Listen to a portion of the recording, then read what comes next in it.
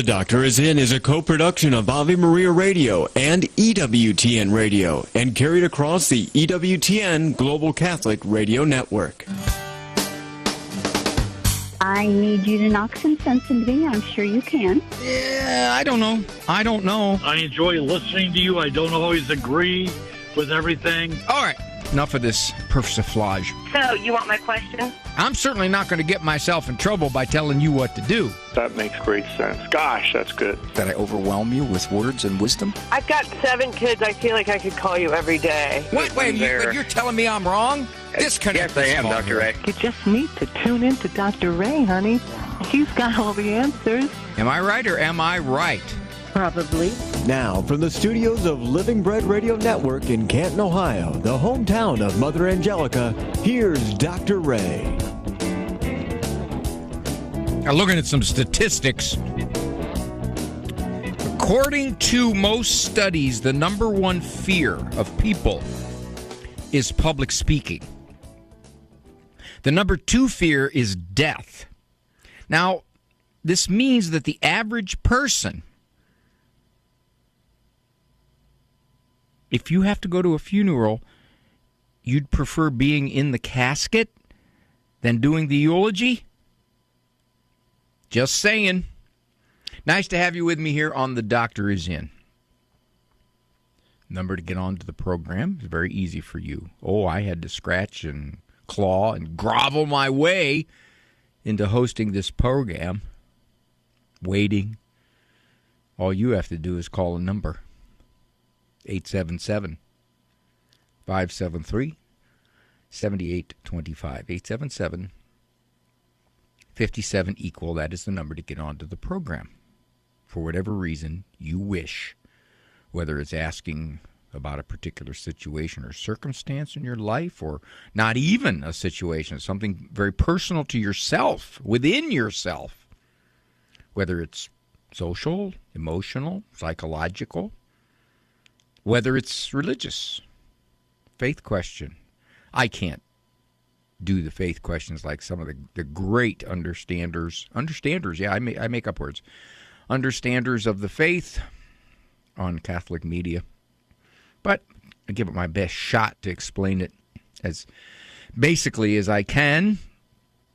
Also, if you have a generic question about something in the world of psychology or development, intellect, emotions, diagnoses, something you don't understand, if you have a question, a comment to help someone else, we get a lot of that, and that's very, very nice. So the number, let's give me the number, and you can use that number for all those things, 877-57-equal. That is the number to get onto the program. I don't think I have too much business here. I'll take a look during the break and see what announcements I have to make. I had to take a number of test development courses when I was in grad school. You have to develop a test. You have to know about things like reliability, what kind of agreement among people analyzing the test would there be, validity, does the test actually measure what you want it to measure. I don't know why I didn't do well on that particular test course. This is the test I developed, and I was a little hurt that they didn't take it a little more seriously. I called it the real man test. It's multiple choice, and all real men, this is to determine how much of a real man you are, answer C to these questions. For example, alien beings from a highly advanced society visit the Earth. You are the first human they encounter. As their token of intergalactic friendship, they present you with a small but incredibly sophisticated device that is capable of curing all disease, providing an infinite supply of clean energy, wiping out hunger and poverty, and permanently eliminating oppression and violence all over the entire Earth. So you have 3 options. You decide to, A, present it to the President of the United States, B, present it to the Secretary General of the United Nations, or C, as a real man, you take it apart, see if you can put it back together. I'll give you another one. As you grow older, what quality of your youth do you miss the most? A, innocence. B, idealism. C, cherry bombs. Third scenario. You've been seeing a woman for several years. She's attractive, she's intelligent, you enjoy being with her. One Sunday afternoon, the two of you are watching a football game. She's reading the paper, and suddenly, out of the blue, she says she loves you, but can no longer bear the uncertainty of not knowing where the relationship is going. What do you say? A, you sincerely believe the two of you have a future, but you don't want to rush it. B, although you have strong feelings for her, you cannot honestly say you'll be ready anytime soon to make a lasting commitment. You don't want to hurt her feelings by holding out false hope. Or C, you cannot believe the Broncos called a draw play on 3rd and 17. Okay. One weekday morning, your wife wakes up. She's not feeling good. She asks you to get the 3 kids ready for school. Your first question to her is, A, do they need to eat or anything? B, they're enrolled in school already? C, there are 3 of them, right? All right, one more, my test. What, in your opinion, is the most reasonable explanation for the fact that Moses led the Israelites all over the place for 40 years before they finally got to the Promised Land? A,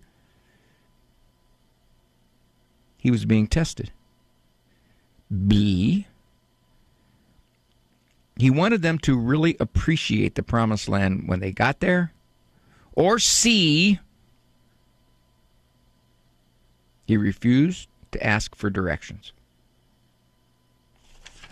Well, I turned that in. I think that was quite a test. I thought that it pretty much established the idea of who was a real man, but I had to take the course over.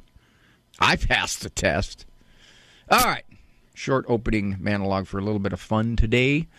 My opening monologue was going to be, do you have to apologize when you're not wrong? That's what it was going to be. Instead, I gave you this fluffy little piece of jocundity here when we could have actually delved into something with a little more substance. Well, I'm saving my substance for you folks. One more thing before I take the break. The rule in this program is if you were on the program at the end and you didn't get on the air anytime in the near future, you are free. You are first up. Now, I can't count. I don't know how many people were on the air over the past 20-some years that I've done this show. I'm sorry, we're on the radio waiting to be on the air. Last 20-some years I've done this program. It's a lot. It's a lot. I'd say it's many hundreds.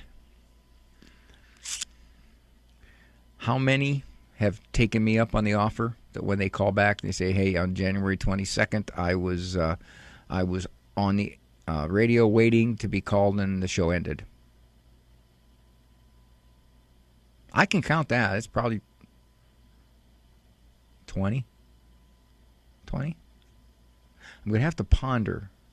The discrepancy there and the people on the program at the end, not on the air, and those who take up the offer of first up anytime if you were on the air. I'm Dr. Ray. Do you own popular index mutual funds or ETFs? If so, you're automatically own shares of companies that conflict with your moral beliefs. Ave Maria mutual funds are managed to conform to pro-life and pro-family values. Long-term investors can invest in the no-load Ave Maria mutual funds. The experienced professional portfolio managers make decisions based on investment fundamentals and pro-life values. You can learn more about Ave Maria mutual funds today at 866 Ave Maria or visit AveMariaFunds.com.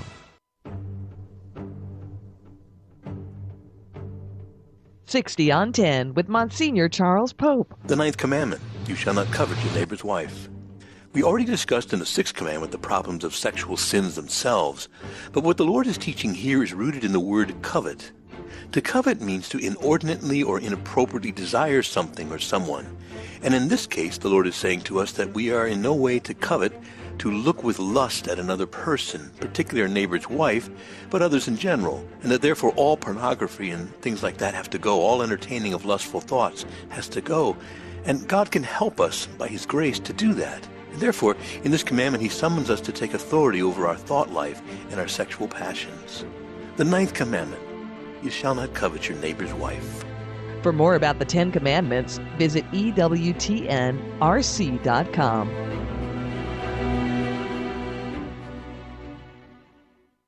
Looking for practical, faith-filled help to build the marriage you're longing for or become a more confident Catholic parent? I'm Lisa Popchak, co-founder of the Catholic Home app. That's Catholic HOM, for Catholic Households on Mission. The Catholic HOM app gives you daily coaching, creative tools, and real-life support to help your family thrive. Subscribe to the Catholic HOM app today and discover the path to a more rewarding, faith-filled family life.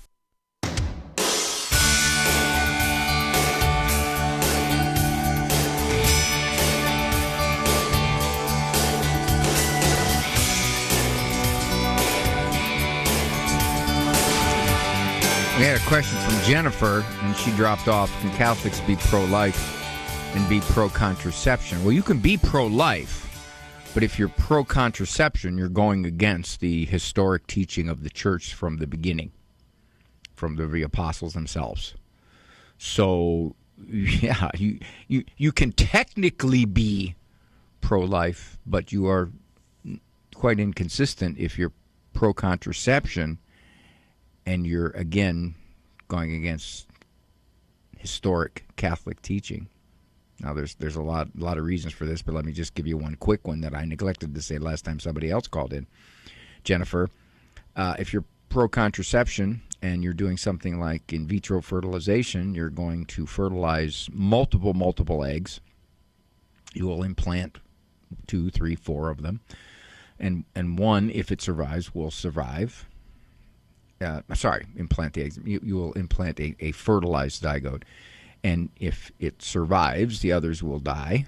Sometimes you can have twins, more higher percentage of twin conceptions. And then also, the rest of those fertilized eggs will be frozen or discarded, or could even be used as biological experiments. So, that said. Tom is calling from Wisconsin. He's got himself a real tough situation. Hi, Tom. Hi, Dr. Ray. How are you? So she joined a protest group. What is she protesting? Well, she's protesting all the ICE activities, and we live just outside of Minneapolis, so she's been in Minneapolis protesting some of that, and her it's an Antifa group. Those are her words, not mine, but I can tell just when she comes back from these protests that she's angrier and angrier, and we always have had a loving relationship prior to this. This doesn't make sense to me, Tom. If you're saying that you and your wife had a solid, loving marital relationship, and I'm going to assume she was religious with you, or no, she was lukewarm about the faith? Well, I would once in a while get her to say the rosary with me, but she stopped doing that for a while, and she would criticize me sometimes if I was listening to the Bible in Year podcast from Dr. Mike and stuff, or Father Mike and stuff like that. So she was kind of, I would say, lukewarm. It sounds like she was lukewarm at best. It sounds like at worst she was hostile, but she was holding it under wraps. I think she is hostile because when I tried to discuss some of this with her, if I used religion at all, she got really angry with me. And this has been building throughout your marriage? Not really. I mean, it happened. Things started going a little bit south after this last election. And then when she joined the protest group, probably last February, and the further in it got, the more estranged, I guess, she became from me, where, suddenly she said in December that she's filing for divorce.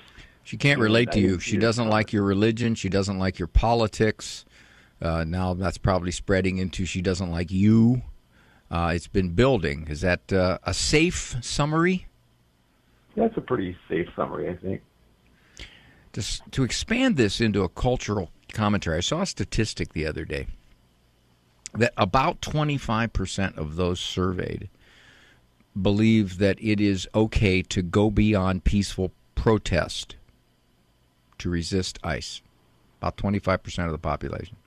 In essence, being much more physical about it. Among women, I forget the age group, 20 to 45, 20 to 55, whatever it was, 61% thought that it was okay to go beyond peaceful to resist ICE. I would guess that your wife has gotten... She probably had that bent all along from what you're describing, but she's gotten much further into it, and as she got more and more into thinking a certain way about a whole lot of things, in her mind, she can relate less and less and less and less to you. You're too religious, or you're too conservative, or you're too narrow, whatever it might be. Do you have children? Not together. No, we've only been married 9 years, and we're an older couple.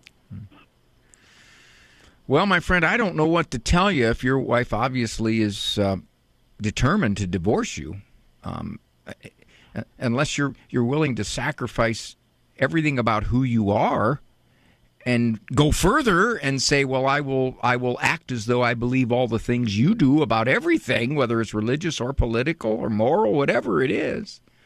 It sounds like this has been coming for a while, and the catalyst has been this intense resistance against certain political things, and you're just not going along.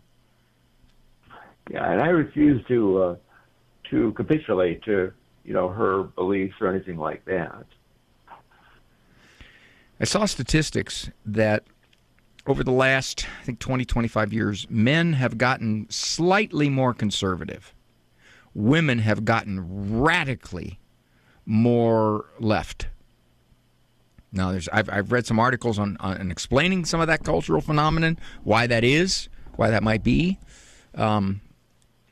But it seems to me that this last thing where she says, okay, I'm going to go out there and I'm going to do whatever I can to go against what's happening out there, and you're not.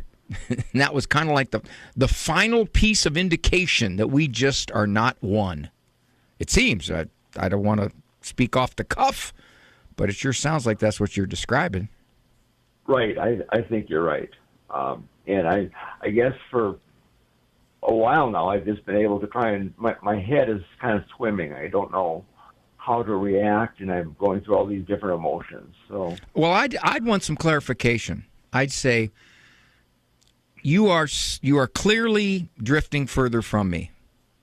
What is it about me that you don't like and that you want to be divorced from?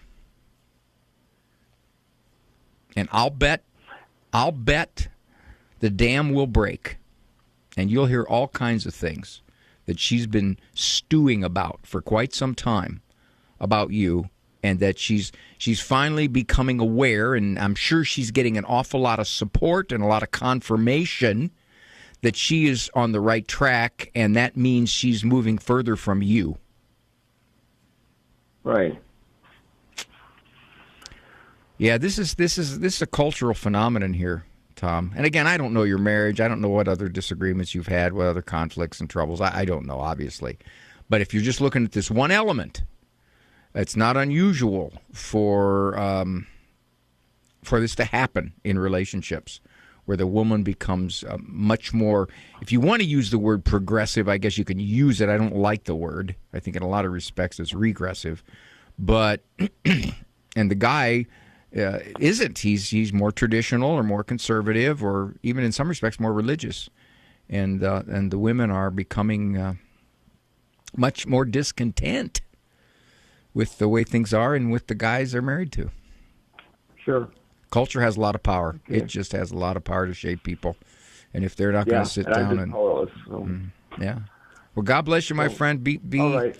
Be stable, be strong. But I'd want to know. I'd really want to know it all. Tell me what it is that you've decided that this marriage is over.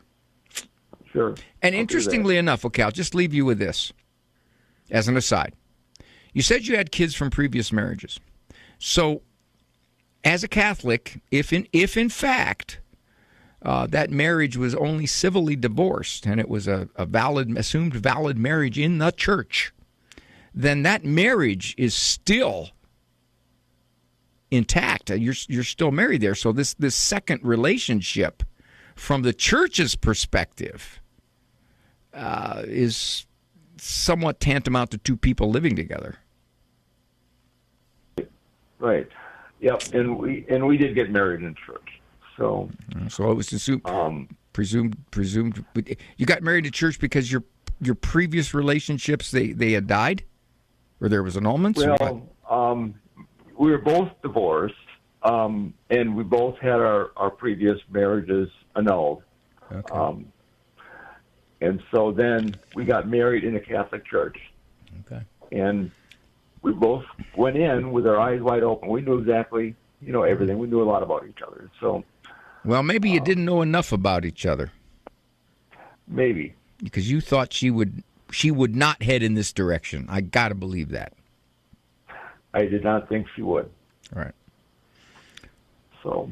Okay, my friend. Right. God bless you. Good luck. Jeez. Take care.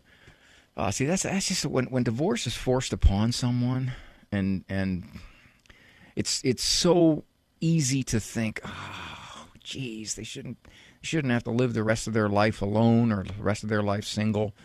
But divorce is such a complicated, messy thing for so many people. And they've already got kids from other relationships, and now this is just going to add to the complexity. Yikes. I got a minute and a half. I want to make a couple of announcements here, if I can do that. Let me go here to here, find that. Forgive me, this is dead air time in the radio. It's supposedly deadly, but some people would say my dead air time. Where's these? Here we go. I want to make this announcement here. We have got, congratulations to Sacred Heart Radio out there in the Northwest. Yeah, it's Washington State and Kodiak, Alaska, where the big bears are. 12 stations. I remember meeting Ron Belter back when they just had one, and the studio was in his living room. I went there, kind of sat down in his living room. It was often one corner there. Well, now they're 25 years old, and they've got 12 stations. It shows you what people can do with your money. When you support them like that, they just build and build and build, and that's fantastic.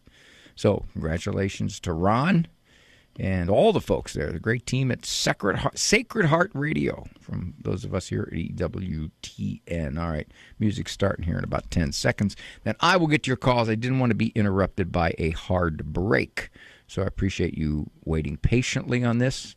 Start the music, Andrew, right now. No? Where is it? There it is. My clock's off. All right, this is Dr. Ray, number 877-57 equal. Thanks for taking time to be with me.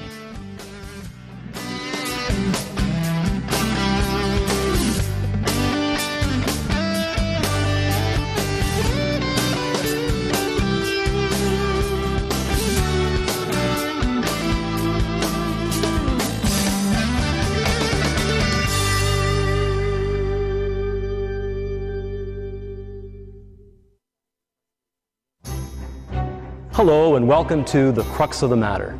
I'm Father Wade Menezes. If there's one doctrinal teaching of the Catholic Church that stands out particularly strong in this modern day and age, a teaching that everybody seems to know, both Catholics and non-Catholics alike, whether they agree with it or not, it's the teaching that priestly ordination is reserved to men alone. But this time-honored doctrine, held by the Church since the time of Christ and his apostles, in no way militates against the dignity of women, their natural gifts or vocation, nor is the fact that women are ineligible to receive the sacrament of holy orders to be viewed as a reflection against their universal call to holiness, to which all persons are called. In modern times, the Church has repeatedly and definitively reiterated the reasons why the sacrament of holy orders can be received only by men. Pope John Paul II, in his apostolic letter on reserving priestly ordination to men alone, quotes Pope Paul VI in stating some of these reasons, including the example recorded in the sacred scriptures of Christ choosing his apostles only from among men, the constant practice of the Church, which has imitated Christ in choosing only men, and her living teaching authority, which has consistently held that the exclusion of women from the priesthood is in accordance with God's plan for his Church. In actual fact, then, the Church concludes that she is not authorized to admit women to priestly ordination. In other words, the Church herself cannot change this teaching. She has not the authority to do so. And this is because the Church recognizes herself to be bound, as it were, by this choice made by the Lord himself, a choice, mind you, which he made freely, since he shows himself time and time again in the Gospels to not have been subject to the prevailing customs or social conditions of his time. This has been The Crux of the Matter, and I'm Father Wade Menezes. God bless you.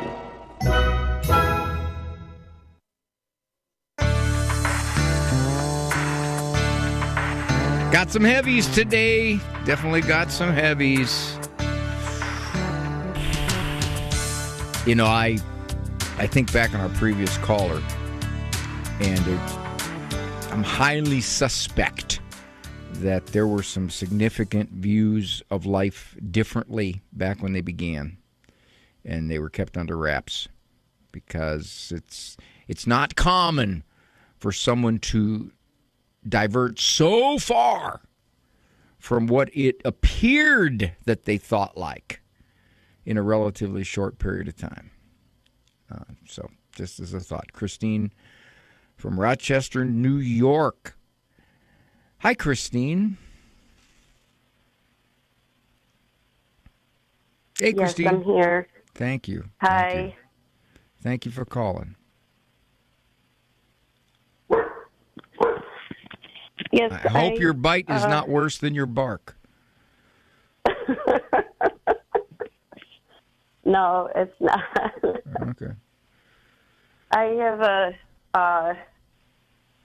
this is real heavy too. My son told me a few years back that him and his girlfriend that had broke up out of the blue. I was shocked. He told me that he had an abortion. And at the time that he told me, I had asked him, I had gotten the feeling that he had went to his father. Me and his father are divorced. He was violent. He was violent with me and my son. And that's one of the many reasons why we got divorced. So when my son told me, he had obviously went to his father and not me.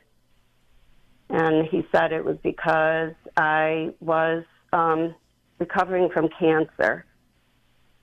And so he didn't want to bother me. Yeah, wait a minute. I'm going to interrupt you, Christine. I'm going to interrupt you just for a second. You actually believe that? No. He went to his dad because he was going to get the answer he wanted. Yeah. Okay, sorry. Didn't mean to interrupt you. Go ahead, dear. Doesn't surprise you, right, that the dad said, look, let's set up the abortion. That doesn't surprise you, does it? Oh, no. Yeah. No, that doesn't. Yeah, I think that's what I didn't want to accept.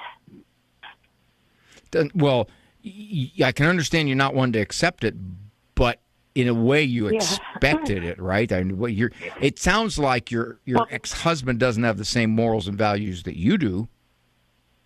No. And when my son had told me, I think I went into shock, and I threw up, and I couldn't talk to him, and I feel bad that I wasn't able to talk to him about it. I don't know why he told me afterwards. Christine, you don't need to beat yourself up because he didn't come to you. And if you say, yeah, but I wish he would have come to me, but it's because you view it as beautifully morally as you do that he's not going to come to you. I mean, it sounds like he probably wanted this, and he had to get some practical help in carrying it out, and also thinking, well, I know how my mom thinks. She's kind of like Catholic religious, and there's no way she's going to allow this, and my girlfriend really wants to get an abortion, and we're not going to be together anymore anyway, and it's all kinds of complications, and this is just the better way to do it. She didn't want to. No, I have a feeling that he forced her, that he just really intimidated her. Son or your ex? My ex-husband. Okay. No, my ex-husband. I think. Your son didn't stand up to him? I don't know. I'm not sure, but he is, Okay. Well, let's take it from here. What happened when he told him? Sure. Let's take it from here. So you've long since known that this happened. Has your son talked to you about it? No, the one time we were on the phone, I couldn't talk to him anymore. I just, like I said, I threw up, and I just said, I can't talk to you about this. And I kind of blacked it out and pretended like it didn't happen because I didn't really want to face what he was telling me. Do you have contact with your son now? Oh, yeah, I do. And if something triggered my memory about what he had told me. And so now I'm just trying to process everything, and I'm just trying to go through the process like I should have when he first told me. And I didn't know if I should talk to him about it or if I should just let it go because it's... Well, you can do this. You can do this, Christine. Next time you bring it up, you can ask him, where are you now with all this? As you look back and you saw how it all went down, would you do anything differently? And where are you now? And if he says, I totally regret it. I can't believe I did it. I was pushed into doing it. Then you can help him. You can say, well, if you're still in the faith, the one thing you can do so that you're back in God's good graces, if you will, go to confession. You can confess this. Now, I would also probably explore a little bit if he thinks this is unforgivable. If he would say, I'm going to have to just leave religion because there's no way I can be part of religion after something like that. Now, that's not uncommon. So I would chase that with him. I want to get into where he's thinking right now, 2 years later. I'm assuming the girlfriend is gone, right? Yes. Okay. Mm-hmm. He thought they were going to get back together once she had gotten over it, and I had tried explaining to him that your good goal would be to help him past any nonsense ideas that he has about not being able to be forgiven, about the church, about morals, about all of that. And also, it could be because that he really did feel bullied, forced into doing it. In the church's eyes, that would be a mitigating factor. The abortion is clearly objectively wrong, but again, there was all kinds of dynamics. Maybe the girl didn't follow the same moral values. The ex-husband was pushing like crazy. Who knows? Who knows all the pressure that was coming to bear? Yeah. So the fact that he didn't come to you tells you he just really didn't want to deal with you in terms of what he knew he was going to hear from his mother. Right. And so you can tell him you still love him. You can tell him, of course, you recognize that these kinds of things happen. I know some very, very faith-filled Catholics that they call this program, or I even know them personally, who had abortions when they were younger. And they have regretted it, and they have remorse, and they have contrition, and they are fully into the faith. So God bless you, Christine, for being a wonderful moral voice for your son. Let him know that even though you have very strong morals and values about this, you're still there for him.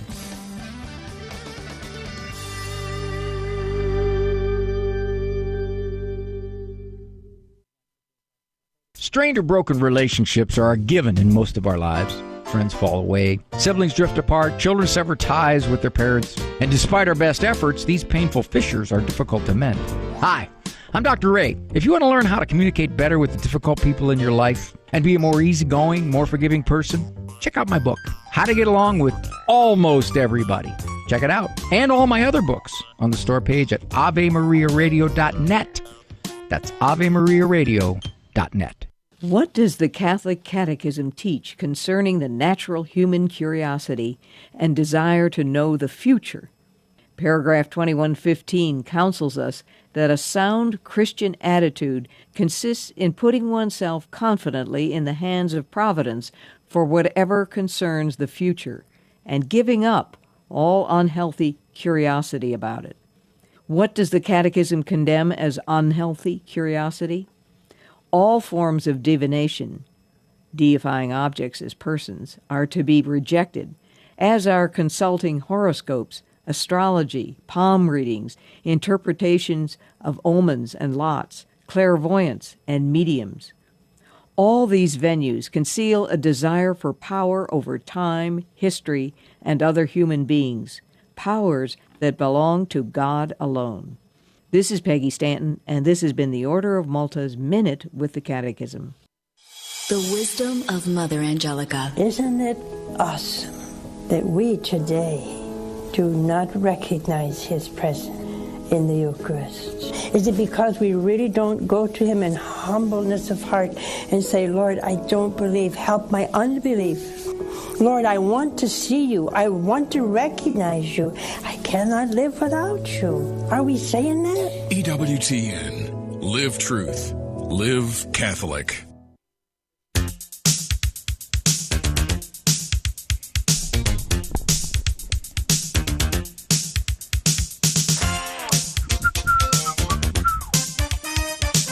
Just a comment before I go back to your calls. I got a very scathing email just recently. The gentleman, when I responded to him, and I think I properly revealed the Catholic Church's teachings on this, he wrote back with some more critical remarks and said, "I will stop listening to you." That was his response. The problem relates a little bit to our previous caller. Abortion is objectively a grave moral evil. Objectively, it is. But the Church looks at what circumstances that God might have, or that God would take into account on this. You know, the 15-year-old who doesn't understand that it's wrong and feels pressured into it and has no moral view about it, etc., is very different than the 28-year-old who says, I know it's wrong, but I don't want another baby, and I'm going to do it, and I don't care. Very different. That doesn't make abortion any less wrong with a 15-year-old. It's very, very wrong. But he got very angry at me. He said, no, it's wrong no matter what. It's flat out wrong no matter what. Well, and I said, no, that's not the Church teaching. It is definitely objectively wrong, but the amount of blame to the person is known only to God. Well, he didn't want to hear that. So I lost a viewer, so I'm down to 151? Yeah, something like that. Okay. Pat's been waiting patiently from Lincoln, Nebraska. Hi, Pat. Hi. Okay. My situation is a little different. Had a wonderful daughter and son-in-law, wonderful parents, 2 daughters, been married 17 years. All of a sudden, her husband says, I'm done. Wait, I want out. Stop right there. Stop right there. You know I'm going to correct you. It wasn't all of a sudden. No. You're probably correct. It's been brewing for a long time. Yeah. Or Right. he may have met someone that pushed him over the edge. Well, he runs hotels, okay? And I kind of knew when they got married because his folks are divorced and they each have new partners and they make it look so normal. And so he doesn't want counseling or nothing, and he just totally destroyed my daughter's heart. But anyway, it's all friendly. So my issue is the daughters are 12 and 9, and they're not Catholic, but they're very Christian, and they're very into Bible studies and stuff like that. How do I explain to the granddaughters that just stopping your marriage is not acceptable? Marriage is, you don't. Well, they're going to find out, Pat, how hard it is. They're going to experience a lot more potent reaction than anything you're going to tell them. Because they're now going to have to deal with the complications of mom and dad not being together and all that's going to entail, and especially if he's got another girl, so now that just adds to the complication. Yes, and my daughter's naive about it, but the truth will come out eventually, and this other girl will pop up eventually. But it just drives me nuts that I'm supposed to be friendly with everything. It's not okay with me. And it's out of my control, yes. But well, you probably are not going to have a whole lot of contact with him, Pat. If he's going to go off and live his life, then you're going to have contact with your 2 granddaughters and your daughter through their relationship now. That's just it. He comes to their practice. He's a wonderful father. Well, now, okay, I'm not going to debate you on that, but wonderful fathers don't abandon their family. Okay, so let's just I don't like that kind of, oh, he's such a good dad. No, he's leaving his wife and kids. What does that say? Exactly.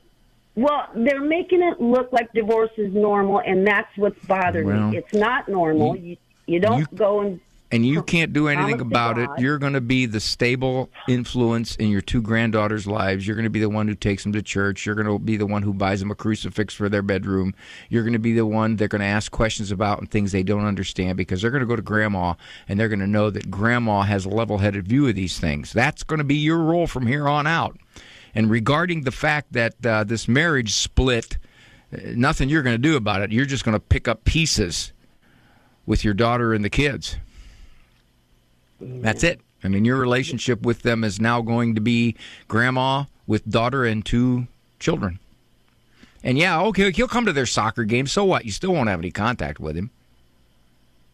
Well, and they do this 2 days on, 2 days off, every other weekend. I mean, the kids are just constantly running. The girls are going to find out this isn't exactly the greatest way to be. And my experience has been that at some point, one of them, or maybe both of them, is going to resent their father for breaking up the family. Yeah. They are. Well, I see this all the time. I see it all the time. So I'm just supposed to stand by and make everything okay because they want me to be friendly to their dad, and it's like I'm not mad. Well, you're not going to be friendly to him because I don't mean you're going to be hostile to him. You're not going to be friendly to him. You're not going to have much contact with him. You're not. I hope not. All right, don't you worry about that. You pick up the pieces with those girls. That's going to be your role, Mama. All right. Well, that's good enough. I guess I'll just let it go. Well, you got no choice. You got no choice. I know, and that's maddening too. But I just kind of feel like I want to take them and say, that is not okay to break a marriage up because you're not happy. You work on it. You just...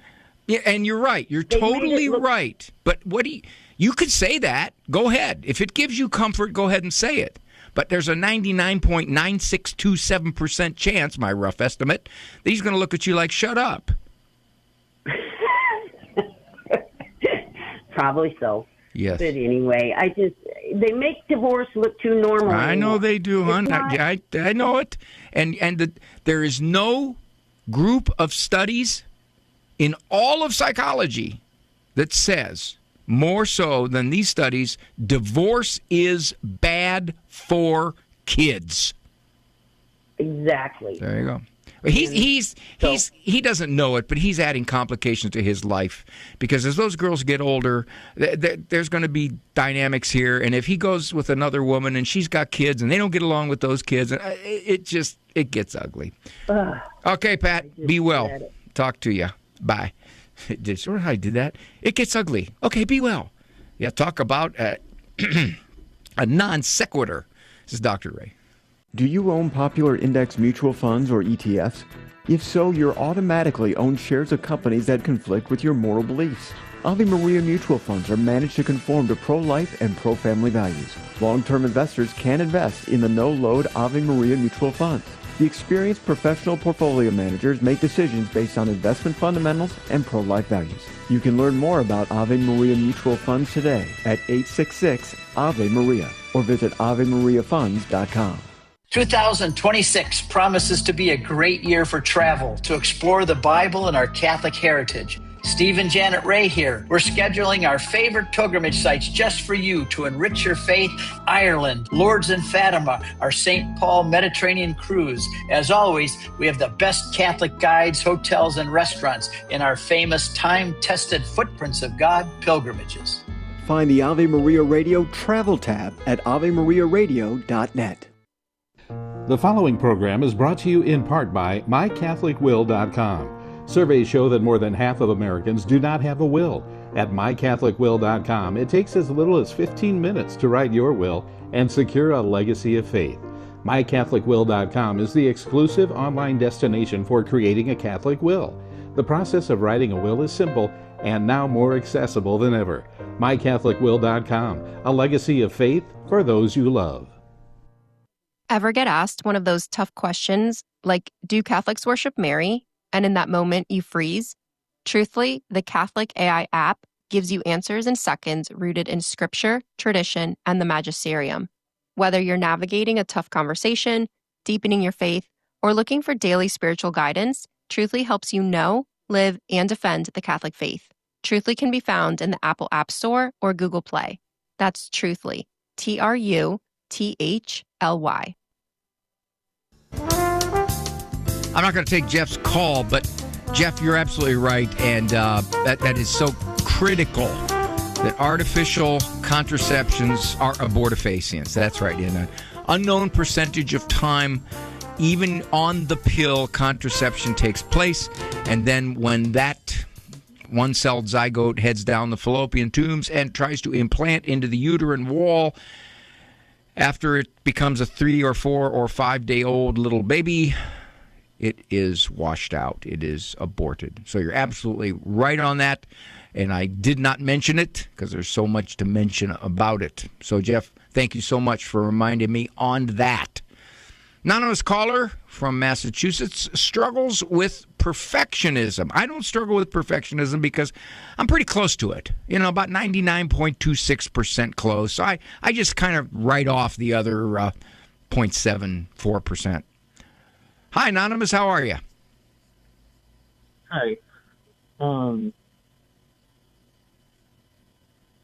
Both myself and members of my family, I know I struggle with perfectionism. I'm 99% sure members of my family do. Basically, I don't know of good Catholic resources that I can basically show them to, I don't know, substantiate it. I've looked in the catechism and stuff, but I don't. Well, let me give you a brief thought and then a brief referral. The brief thought is, when you struggle with perfectionism, there, believe it or not, and I hate to say this to you because you're already self-scrutinizing, perfectionism is kind of grounded in pride. It's like, gee, I have to be this way because this is the way I need to be valuable and to be worthwhile. Perfectionism is something you put upon yourself because if you don't rise to the level of whatever perfection you want in whatever field it is in your life or whatever aspect or whatever personality characteristic, you put yourself down because obviously you should be able to be perfect, right? So there's a certain pride involved with that. And you have to ask yourself, is this what God wants of me? He wants me to torment myself because I am not 100% competent, capable, virtuous, whatever word you want to put on it, that you're chasing 100%. He doesn't want you to do that. I have a book called Thinking Like Jesus, The Psychology of a Faithful Disciple. It may have some ideas in there that will help you or your family, because it talks about a lot of the kinds of things we do to ourselves to make ourselves miserable, to put pressure on ourselves to perform, or in your case, to be perfect, however you define that. So that book, I believe, would help you. It's on my website, drray.com. It is signed. But regarding your own striving and upset when you don't do everything perfectly well as you define it, you got to step back here, my friend, and look at it and say, why have I decided that this is so important? Why am I doing this to myself when God wouldn't do it to me? Am I better than God at this? God has a lot of tolerance for our imperfections as long as we keep striving toward him. And when our Lord said, you must be perfect even as your heavenly Father is perfect, he knew you couldn't be perfect. He talked about it. But he knew it's something that is an ideal that you reach for, but you recognize a lot of times you're going to fall short. Okay, my friend. Thank you. Fred from Ohio has a comment about the call. Oh, Fred left? Did he really? Okay, he said, I think it's good to share with young people that physical relations should wait till marriage. Well, of course it is, and that's part of every parent's Catholic or Christian upbringing, that God designed it that way, and when it doesn't happen that way, the repercussions are enormous, not just personally, but for a culture. When you take two people coming together in a union out of a lifelong commitment, look out. We have research. Janet Smith is real good on this. She has a speech called Contraception, Why Not? Very good. And talks about a lot of research that essentially says that when you have physical union with someone, for women, it creates a lot of hormonal changes. It also creates a kind of bond, even though we say, yeah, it's just recreation, just fun. Hey, what's your name again? Oh, well, okay, see you later. Thanks for everything. That's generally not the way we're wired.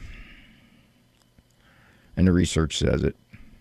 But when God says, I designed this for marriage, and we go, oh, come on, man. No, it's too much fun. This is too cool. Then all kinds of things are going to happen that you can't foresee. And yes, that young man whose girlfriend got an abortion, who knows at what point in her life she'll look back at it and say, I can't believe I killed my baby. I've dealt with so many women who wrestle with that. It haunts them. It just haunts them. Especially if they get to the point where they recognize oh boy, I'm very different now than I was 9 years ago. I think very differently, and I've come closer to God. So, thanks for everything. Thanks, Andrew Kruchek. Thank you, Eric Dumont, and all you do on that end here for The Doctor Is In. I appreciate your company. I appreciate you listening however many minutes you did. Walk with God. And if you fall down, get up and keep going. If you have to crawl, keep crawling. For information on Dr. Ray's presentations, books, and CDs, visit drray.com and follow him on Facebook and Instagram. The Doctor Is In is a co-production of Ave Maria Radio and EWTN Radio and carried across the EWTN Global Catholic Radio Network.